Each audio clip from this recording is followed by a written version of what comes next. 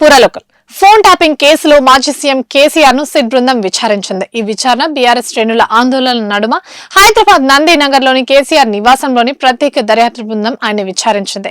మధ్యాహ్నం 3 గంటలకు మొదలైన విచారణ 4.5 గంటల సేపు సాగింది. విచారణ క్రమంలో సిట్ పలు ప్రశ్నలు అడిగి కేసీఆర్ వాంగ్మూలాన్ని నమోదు చేసింది.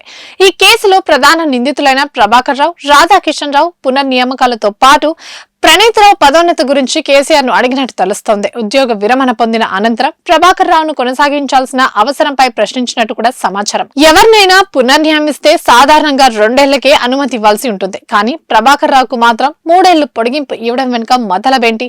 అంతటితో ఆగకుండా అసాధారణ రీతిలో ఆయన్నే ఇంటెలిజెన్స్ చీఫ్ గా నియమించాల్సిన అవసరం ఏంటి? అర్హత లేకుండా ఆయన్నే చట్టబద్దమైన ఇంటర్న్షిప్ కు డిజిగ్నేటెడ్ అథారిటీగా నియమించడానికి కారణమేంటి అని ప్రశ్నల వర్షం కురిపించింది.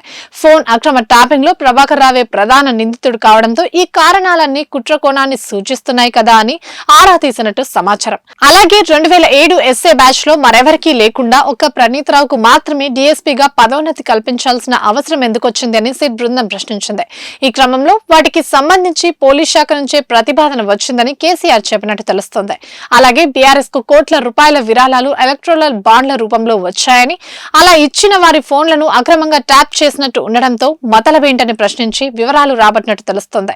మరోవైపు ఎమ్మెల్యేలకు ఎర కేసులో బహిర్గతమైన ఆడియో టేపులు మీకు ఎవరిచ్చారని సిట్ కేసీఆర్ ను ప్రశ్నించినట్టు సమాచారం. కేసీఆర్ ను సిట్ విచారించే క్రమంలో ఉదయం నుంచే పెద్ద ఎత్తున బీఆర్ఎస్ నాయకులు, కార్యకర్తలు తరలివచ్చారు. కేసీఆర్ నివాసంతో పాటు సమీపంలోని తెలంగాణ భవన్ వద్దకు పెద్ద ఎత్తున చేరుకున్నారు. ఆయా ప్రాంతాలతో పాటు ఇంటిగ్రేటెడ్ కమాండ్ కంట్రోల్ సెంటర్ భవనం వద్ద వందల సంఖ్యలో పోలీసులు మోహరించారు.